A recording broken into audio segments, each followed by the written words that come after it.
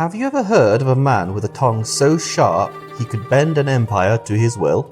That's basically what happened when Zhuge Liang, China's ultimate genius strategist, walked into the court of Sun Quan, ruler of Eastern Wu, over 1,800 years ago. The warlord Cao Cao had just marched south with what people said was 1 million soldiers, which was probably more good PR than anything else. But the fact remained, Cao Cao was coming south with a big army. Liu Bei, Zhuge Liang's boss, had just lost his base and was running low on troops. They knew they couldn't fight Cao Cao alone.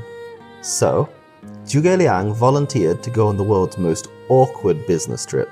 His mission? Convince Eastern Wu to join them. However, it wasn't going to be simple. Sun Quan's court was split into two: the Let's Fight camp and the Let's Surrender camp. Unfortunately, the Surrender group had some very well respected, educated, and politically connected supporters, and they were intent on cutting their losses before it was too late. And so, a verbal sparring match began, one that Zhuge Liang was uniquely suited for.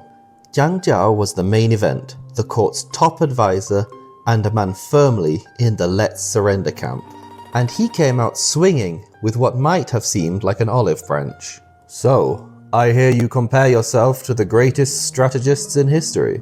That true? Now, most people would say, "Oh no, you flatter me." Not Zhuge Liang. He was far too sassy for that. He goes, "Yes, that is actually my modest comparison." You could see Zhang Zhao's eyes light up like a cat who had just seen a goldfish. "Oh really? Then why is your boss losing battles and running away?" Zhuge Liang's answer? "Because we're nice people, not bandits or barbarians. We didn't want to steal or pillage, and we're not running away, we're regrouping. It's basic strategy. I'm sure you wouldn't understand." Now, Zhang Zhao wasn't going to take such slander lying down. "If you were really like those famous strategists, you'd be winning by now." Zhuge Liang shot back. "My boss inherited an army smaller than a traveling circus. And with that, we've already made Cao Cao's generals panic twice. Pretty good return on investment, wouldn't you say? But you've got a huge army, plenty of food, a giant river as a shield, and you still want to surrender. You sure you're qualified to talk about strategy?" Zhang Zhao knew he wasn't going to win, so true to form, he started looking for an escape. Luckily for him, there were plenty of people in the room eager to test their mettle against Zhuge Liang.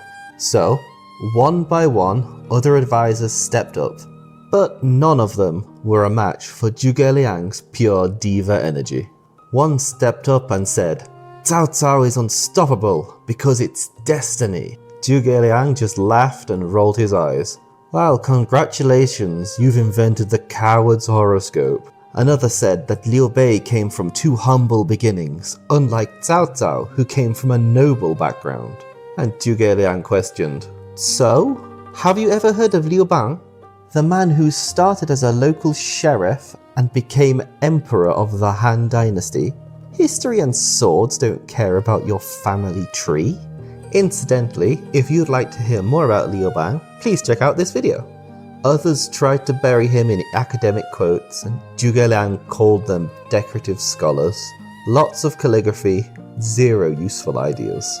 Each time, he turned their own argument into a punchline, while making them look like they'd lose a debate with a houseplant. The result? By the end, Sun Quan was so impressed, he decided to team up with Liu Bei.